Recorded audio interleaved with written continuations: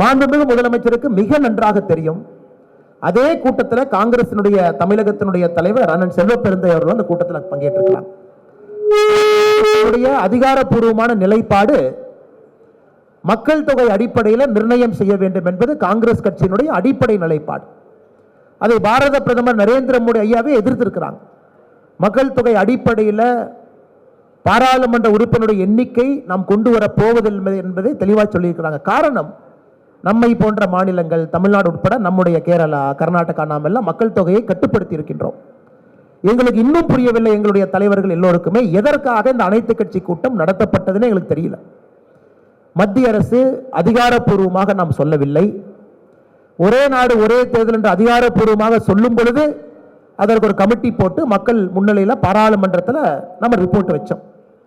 இதில் நம்முடைய பிரதமராக இருக்கட்டும், உள்துறை அமைச்சராக இருக்கட்டும் மிக தெளிவாக புரோரேட்டா விகிதாச்சார அடிப்படை என்கின்ற வார்த்தையை பயன்படுத்தி இருக்கிறோம்.